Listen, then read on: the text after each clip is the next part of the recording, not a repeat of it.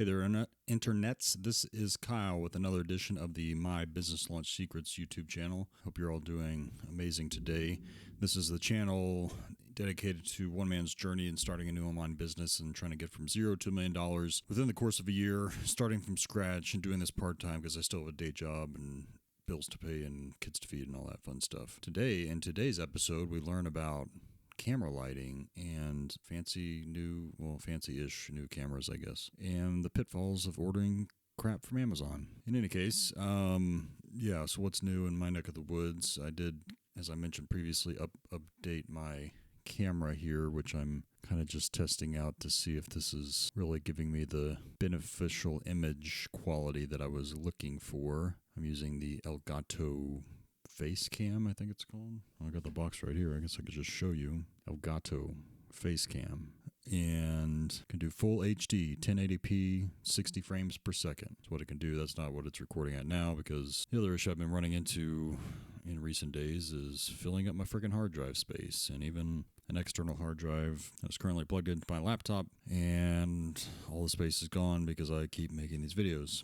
And now I understand why people have like multiple terabytes of storage space if you're doing a bunch of video editing stuff. Because man, this crap like feels so quick, and like I don't even do like full 4K video like, a lot of people say you should be doing nowadays. I've just been doing probably roughly the equivalent of 720p, but even those, like a 20-minute video can be 1.5 gigs or something. I still don't understand. So again, I've been recording with different apps or whatever.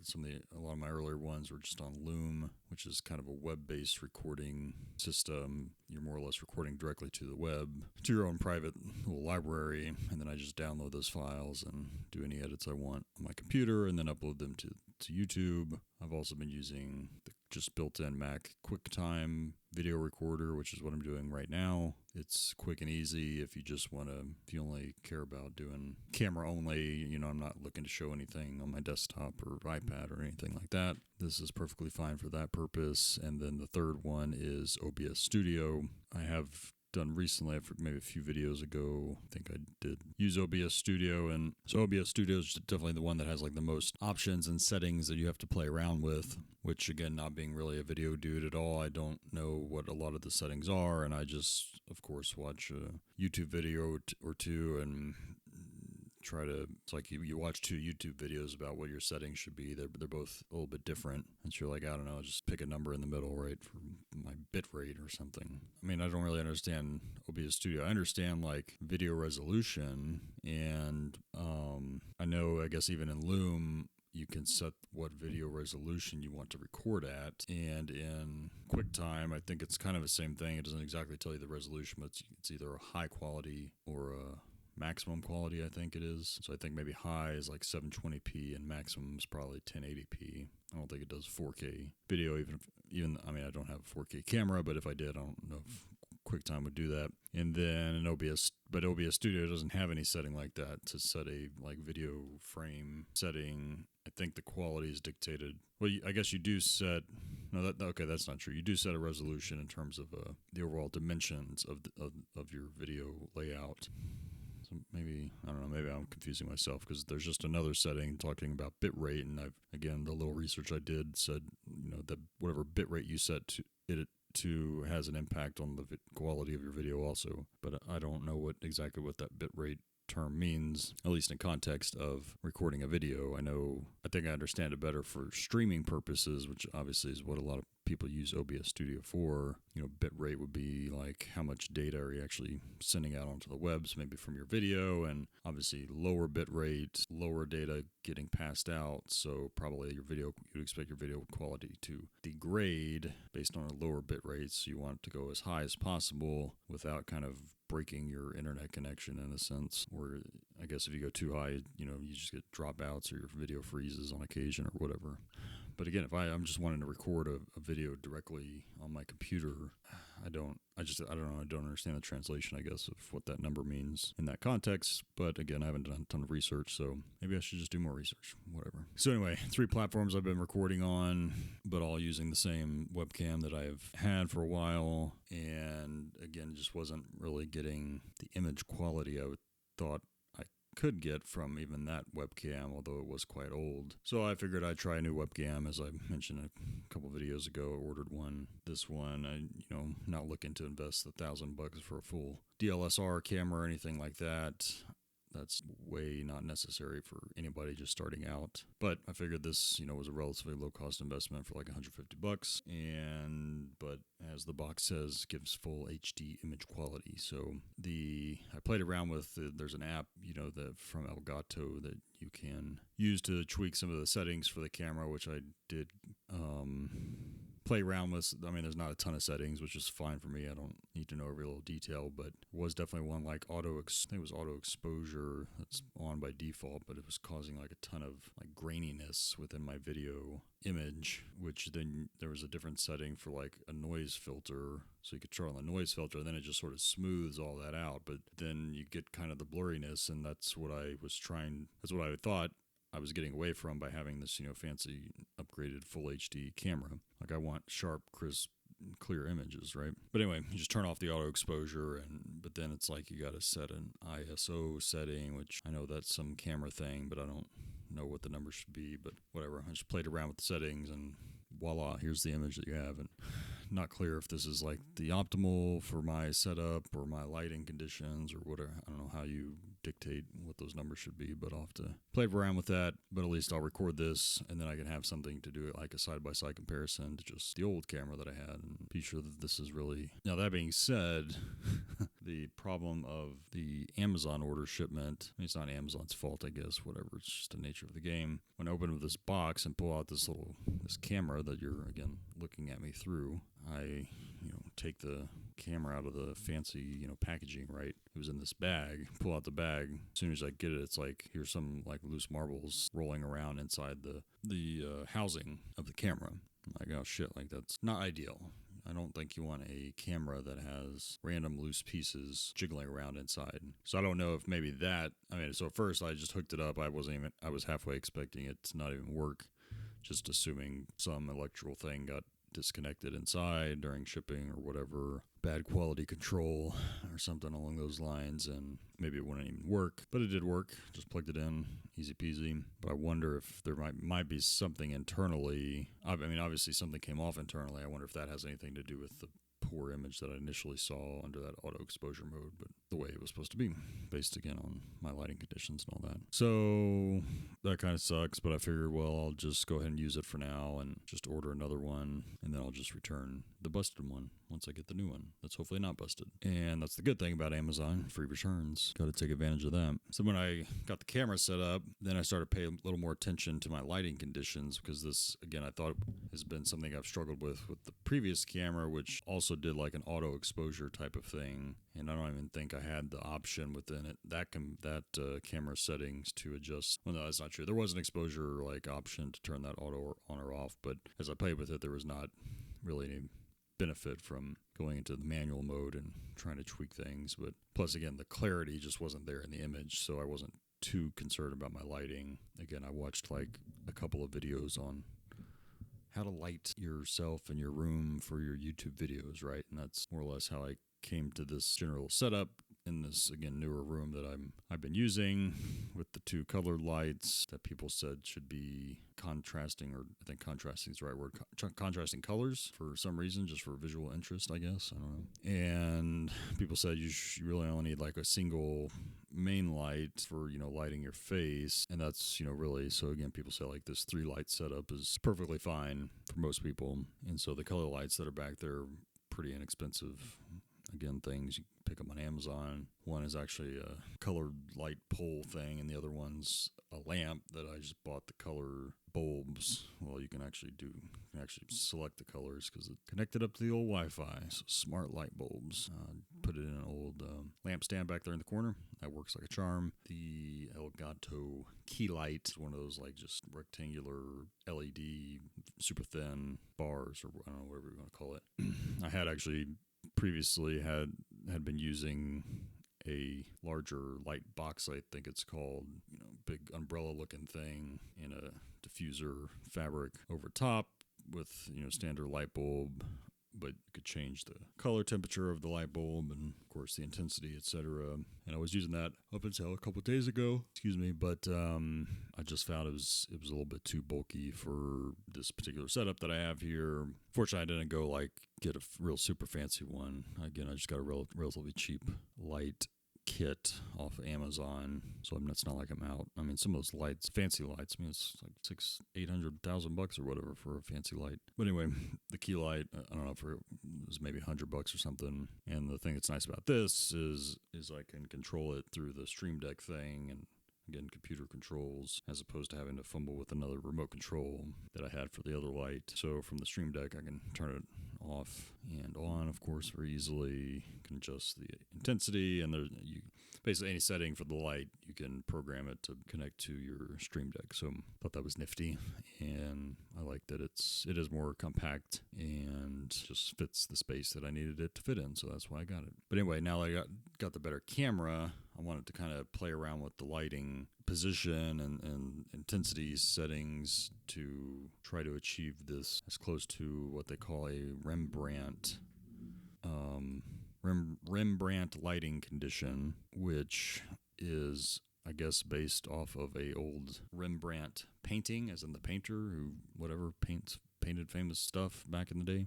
And just how he would do his paintings was to have more light coming from one side of the subject, and then a kind of a shadow over the other side of the face, but then this distinct triangle on the one side of the face under the opposing eye from where the lighting is coming from. And I don't know, for some reason this sort of caught on as being a good way you can set up if you're doing studio lighting for doing pictures, just photographs, headshot type of settings. So anyway, I'd already knew that was a thing by, again, watching a couple of YouTube videos just about the general lighting that I talked about. They sort of discussed this as well. Although frankly, I don't think many YouTubers necessarily follow that guidance directly. I mean, the one person I remember one video I watched where she was talking about her lighting setup, and she said, yeah, I tried to do the whole Rembrandt lighting thing, but I just didn't like the way it looked. So instead, she just put her light directly in front of her. And that's obviously what a lot of people do. They have those ring lights with the camera in the middle, I guess. So they're just getting direct lighting on their face, which is fine, but I wanted to go for something more dramatic. So hence why I got the darker room vibe, again, with the color lights and this light. So again, I was playing around with this setting, and so I think, I don't quite see it anymore, but maybe if I back off the lighting a little bit. Yeah, it's still just a lot of lighting. I thought I was seeing it earlier, but I don't know, maybe not. Maybe I put it up too high because I was adjusting the height of the light and then also adjusting the angle at which it's coming on to my face, trying to get so it should be coming and kind of hitting my nose. I guess if I could sort of turn this way, my nose is now shadowing part of my face, and there's this supposed to be kind of a distinct triangle under your eye that is somewhat lit, and then shadow kind of around that triangle. And apparently the length of the triangle should be longer than your nose, and the width should be just the dimension of your eye, whatever. General rule of thumb, I guess. See, what I get when I do this is I get a lot of the shadow from this freaking microphone, which is whatever, I don't know. Just makes my mouth look weird. My mouth. So, I don't know. Maybe I'll still play around with it a little bit, but it is what it is. So, anywho, on other notes, aside from my fantastic YouTube studio here, comprised of the cheapest mid-range gear you can possibly find on the Amazon, I was thinking, I guess, a bit more about how I, again, want to roll out things with the courses that I'm thinking about putting together. Although what I was thinking about more so today was, rather than, just selling things as individual courses, kind of go back to something I was thinking about previously, although in a different context or different mode of offering the service, which is to go to just offer a single membership plan. And for the membership, you just get access to all my courses, and maybe I don't call them courses, maybe I call them master classes, because that sounds fancier. And each master class can maybe be 4 modules. So they'll be much more focused on a specific niche topic within a broader series. So again, if I'm talking about introduction to electrical circuits, you can break that down into whatever 8 or 10 different kind of core subject areas. So there would be a separate masterclass for each of those, just to make it a little bit more digestible, and for somebody that would come across me because they're maybe struggling in one particular area, they don't necessarily care to watch an entire course about everything. They just want to learn about a certain type of circuit or whatever. So we just have a masterclass on that. And maybe that's just what I offer initially. Just say, hey, if you want access to some of my more in-depth masterclasses on these subjects, sign up for my membership program.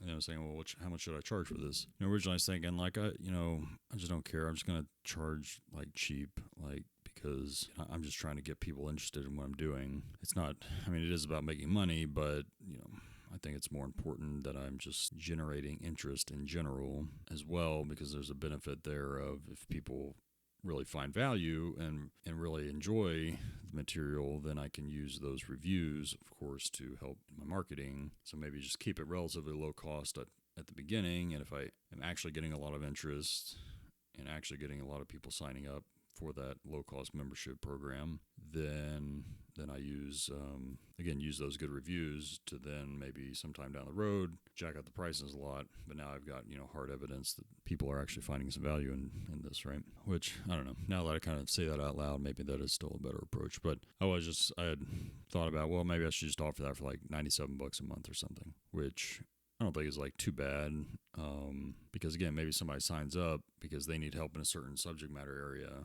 So they'll pay the $97 for maybe a month or 2 months if they're like maybe taking a college course, and again, they're using my material to help in their studying or whatever. So, 1, 2, 3 months, they're paying for my membership, and then they're going to cancel because once they pass that class, they don't care anymore, right? And that's fine. But of course, I would pitch that the benefit of maintaining your membership is maybe I lay out a schedule of like every month I'm going to have a new masterclass that I'm going to be releasing. I was even thinking, just brainstorming, I could map out a schedule for like the next 12 months. Like, here's what I'm going to do every month in terms of releasing something new to the membership site. Again, just to keep some people at least might just be interested in keeping tabs of what I'm releasing. Going from there, I think that would also help me from a planning perspective, help me to, if I know that I need to be delivering certain things for this membership site on a monthly basis, it can just kind of help me keep pace with, again, generating more and more content every month, as opposed to if I just said, well, I'm just going to come up with whatever 2 or 3 courses, I'll just spend a,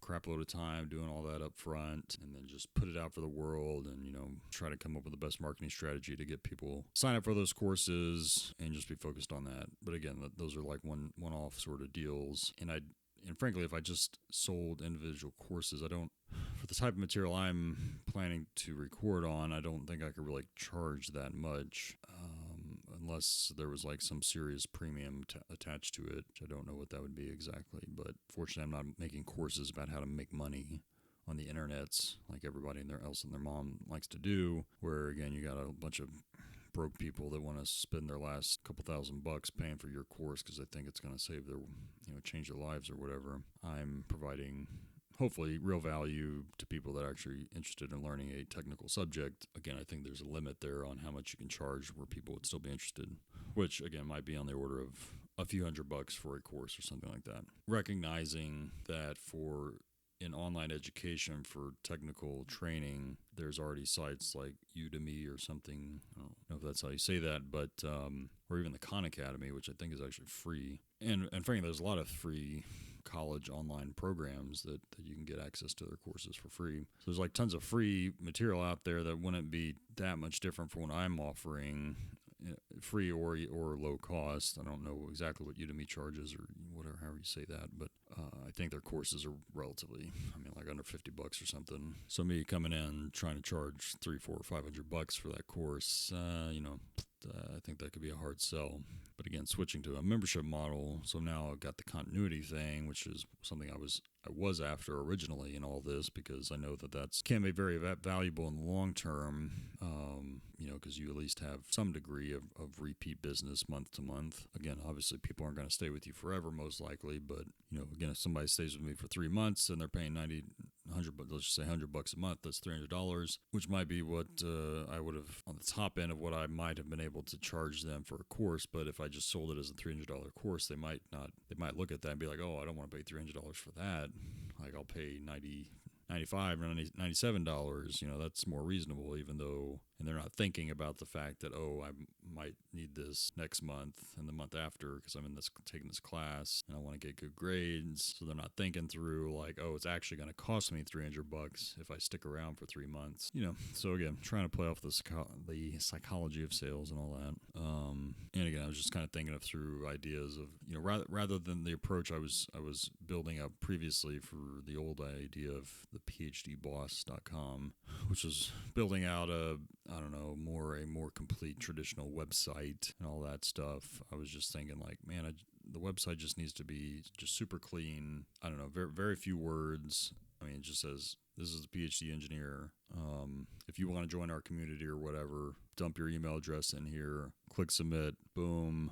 Now I get them into an email sequence where I start introducing myself and start to push them to sign up for my membership. And this is kind of based around the model that this Ben Settle guy uses that Russell Brunson brings up from time to time. He just sells a monthly newsletter about copywriting, and again, this is the approach he takes. Basically, you go to his website, you just sign up to get on his email list. I think he gives you something like a free copy of his newsletter or something like that, and then he just starts sending you emails like every day, sometimes multiple a day. With good copywriting, telling stories, whatever. But then ultimately, everything ties back to, hey, if you're interested in learning more about this, you should sign up for my, whatever he calls it, newsletter for $99 a month or something like that. And then you're pushed to go order that if that's what you want, right? So I kind of like that model just because I think it's simpler and just makes sense to me. Again, the only thing I'm thinking through, just as I sit here and say this out loud, is maybe pitching it as still keep that flow of things. So again, super clean, super simple. Lead generation page essentially is the only thing that's like public facing, which is where I would direct traffic to from my YouTube videos and all the social medias, obviously. Direct them there, get them on the email list, map out an email sequence, and specifically highlight that, hey, this is a new offering and we're offering an introductory membership rate of whatever, $27, $47 a month. I don't know what the right number is, but something. So again, it's enticing as you're saying this is, a limited time deal. We're going to have to raise the rates to our normal prices, once we tune it in. I mean, you could call this a beta test or whatever, pre-launch, I don't know, something like that. But again, just for the sole purposes of getting people interested in what I'm doing, getting people watching the content and the courses or the master classes, having them, give me some feedback, what they like, what they don't like. I can, tweak, modify from there. And then once I feel pretty comfortable that the interest level's there and the content's good, it's, matching up with what people are actually wanting to pay money for, then I push it up to say, okay, now, keep the whole sequence and flow of things the same, but now it's just, hey, we are shifting from our introductory pricing to our normal pricing of $97 a month. So I don't know, maybe I'll do that. Help generate some interest early on, which is what I need, because at this point I don't have, starting from zero here, no list, no pre-made list that I'm just going to be blasting my courses off or memberships off to. All right, so with that, I'm burning up all my hard drive space here. Man, these videos are so freaking data intensive. I am working on a network storage drive so I can start offloading some of this data, but when I bought this laptop that I'm using, this MacBook Air, was before I really got into thinking about any of this and not really thinking about I was going to be making a YouTube video every single day. And so I just got more or less the base model, 256 gig hard drive, 256 gig hard drive. And yeah, that doesn't last very long when you're making videos every day that are 1 to 2 gigabytes on top of just all the other crap I already have on my computer. So I had to remedy that situation and still waiting on some parts to get the network storage up and running, but that'll give me 10 terabytes of network attached storage space that I can start backing up or just moving all my videos to after I process them and finish them on my computer and whatnot. So that's the plan there. Hope you're all doing well. Keep on kicking ass, taking names. I'll see you next time. Peace.